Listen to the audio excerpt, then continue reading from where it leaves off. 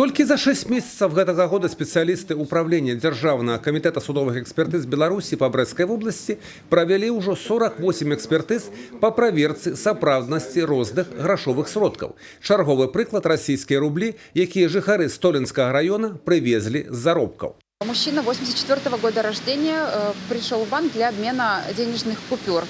5 денежных билетов номиналом 5000 российских рублей. В результате проверки работникам банка было выявлено, что из 5 3 купюры являются фальшивыми. В дальнейшем, как пояснил мужчина, на сезонные работы с ним ездило еще 3 его друга. И при проверке правоохранительными органами изъятых купюр было выявлено, что из 41 изъятой купюры 10 являются фальшивыми.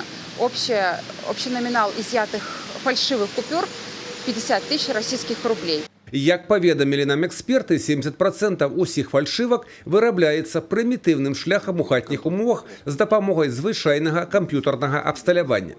Часцей за ўсё падрабляюць евро, долары США і расійскія рублі. Асабліва летам людзі часта ездзяць на заробкі, вандроўкі і ў адпачынак у суседнія краіны ці далёкае замежжа. Пры вяртанні дамоў заробленую ці заставшуюся мясцовую валюту зноў мяняюць на евро і долары. Даволі часта гэтую працэдуру ў некаторых краінах можно провести и не у банковской установе. И тут необходимо быть особливо осторожными.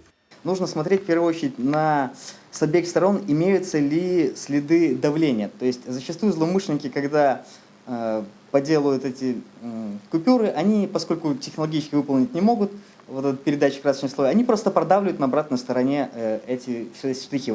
Все те же признаки, которые я говорил в отношении евро, просто более ярко еще будет выражено. Если смотреть на долларах, то когда вы близко присмотритесь, вы увидите, что в номерах по краю цифр и букв имеется как бы такая небольшая красочная окантовка, то есть более толстый слой краски. Необходно і памятаць, што нават калі вы і ненаўмысна сталі ўладальнікам фальшывых грошай і нават не здагадвайцеся аб гэтым, пры спробе іх абмену ў банкаўскіх установах ці іншых выпадках гэта будзе выяўлена, усё роўна гісторыю іх паходжання абавязкова прыйдзецца расказваць супрацоўнікам праваахоўных органаў. Юрый Печур, Юрый Плінда, тэлерадыёкампанія Брэст.